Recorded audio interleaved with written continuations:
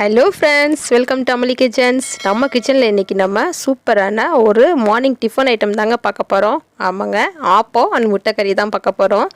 வாங்க எப்படி பண்ணுறது அப்படிங்கிறத பார்க்கலாம். அதுக்கு முன்னால் நம்மளோட சேனலை ஃபஸ்ட் டைமாக பார்க்குறீங்க அப்படின்னா மறக்காமல் லைக் பண்ணி சப்ஸ்கிரைப் பண்ணிடுங்க. பக்கத்தில் இருக்க பெல் ஐக்கானையும் கிளிக் பண்ணுங்கள். அப்போ தான் நம்ம போடுற வீடியோஸ் அப்பப்போ உங்களுக்கு வந்து நோட்டிஃபிகேஷன் வரும். வாங்க வீடியோக்குள்ளே போகலாம். இப்போ அதுக்கு தேவையான இன்க்ரீடியன்ஸை பார்த்துடலாம்.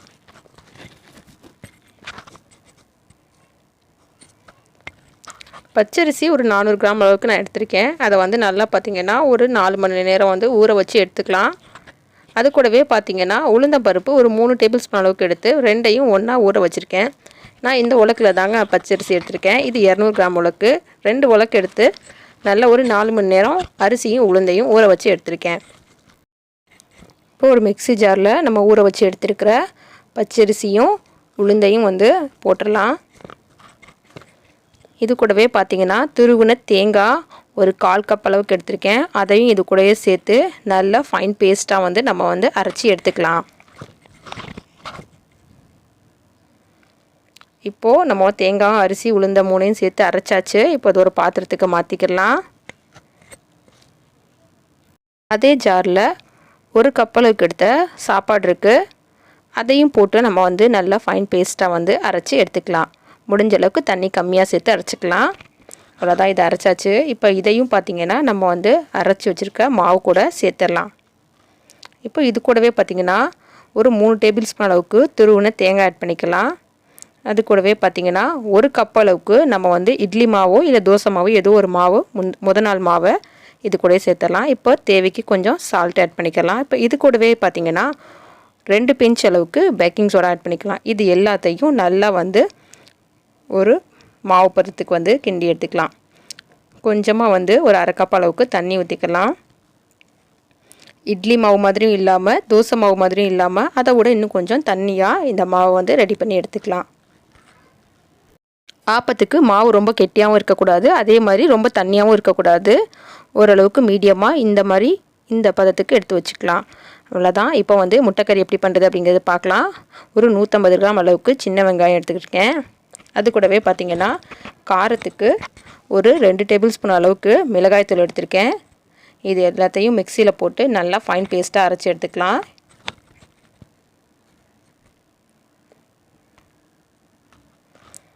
இப்போ ஒரு கடாய் வச்சு அதில் தாளிப்புக்கு தேவையான அளவுக்கு வந்து எண்ணெய் ஊற்றிக்கலாம். எண்ணெய் காஞ்சதும் 300 கிராம் அளவுக்கு நீலவாக்கில் நறுக்கி எடுத்துருக்கிற பெரிய வெங்காயத்தை இது கூட ஆட் பண்ணிடலாம். வெங்காயத்தை நல்ல கோல்டன் ப்ரௌன் ஆகிற அளவுக்கு வந்து நல்லா வதக்கிக்கலாம். இப்போது இது கூட பார்த்திங்கன்னா நம்ம வந்து அரைச்சி எடுத்து வச்சுருக்கிற வெங்காயம் வந்து ரெட் சில்லி பேஸ்ட்டை வந்து அப்படியே ஆட் பண்ணிடலாம். வெங்காயத்தோடு வந்து வெங்காய பேஸ்ட்டும் மிளகாய்த்தூளும் நல்லா வந்து வதங்கணும். அந்தளவுக்கு வந்து கலந்து விட்டு நல்லா வதக்கிக்கலாம். இப்போ இது கூடவே பார்த்திங்கன்னா 1 டேபிள் ஸ்பூன் அளவுக்கு எடுத்துருக்க இஞ்சி பூண்டு பேஸ்ட் இது கூட ஆட் பண்ணிடலாம்.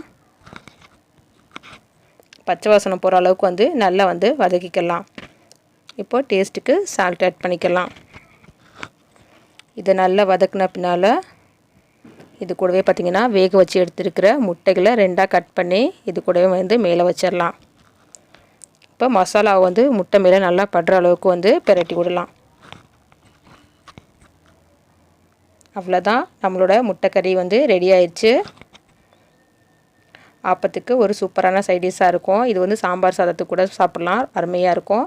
நம்மளோட முட்டைக்கறி ரெடி. இப்போ வந்து ஆப்பத்தை ரெடி பண்ணிடலாம். நான் இப்போ ஒரு ஆப்ப கடாய் வச்சு அதை வந்து நல்லா துடைச்சிட்டு அப்போ மாவு ஊற்றுறேன்.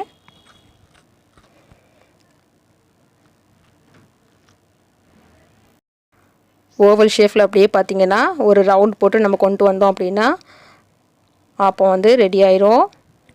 நம்ம வந்து தேங்காய் துருவல் போட்டிருக்கோம், அது கூடவே வந்து தேங்காயும் சேர்த்து அரைச்சிருக்கோம். அதனால் ஆப்பம் நம்ம சுட்டு எடுக்க போகும்போதே பார்த்திங்கன்னா அருமையான மணமாக இருக்கும்.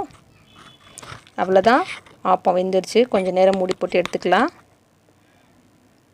ஆப்பம் ரெடி ஆயிடுச்சு. இதே மாதிரி இருக்க மாவெல்லாம் வந்து ஆப்பம் சுட்டு எடுத்துக்கலாம்.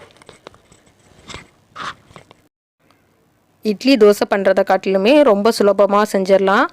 கொஞ்சம் வீட்டில் இருக்க சாதத்தை வச்சு கொஞ்சம் அரிசியும் உளுந்தும் நம்ம ஊற வச்சோம் அப்படின்னா ஈவினிங் செஞ்சோம் அப்படின்னா நைட்டு டின்னருக்கு ஈஸியாக பண்ணிடலாம். இல்லை மார்னிங் டிஃபனுக்கும் நம்ம வந்து சூப்பராக ரெடி பண்ணி கொடுக்கலாம். வித்தியாசமாக இருக்கும், சாப்பிட்றதுக்கு ரொம்ப நல்லாயிருக்கும். ட்ரை பண்ணி பாருங்கள், கண்டிப்பாக பிடிக்கும். அவ்வளோதான் ஃப்ரெண்ட்ஸ், நம்மளோட ஆப்பம் முட்டைக்கறி வந்து ரெடி ஆயிடுச்சு. ட்ரை பண்ணி பாருங்கள், கண்டிப்பாக உங்களுக்கு பிடிக்கும். நம்மளோட வீடியோ பிடிச்சிருந்தா லைக் பண்ணுங்கள், ஷேர் பண்ணுங்கள், சப்ஸ்கிரைப் பண்ணுங்கள். மறக்காமல் பெல் ஐக்கானையும் கிளிக் பண்ணுங்கள்.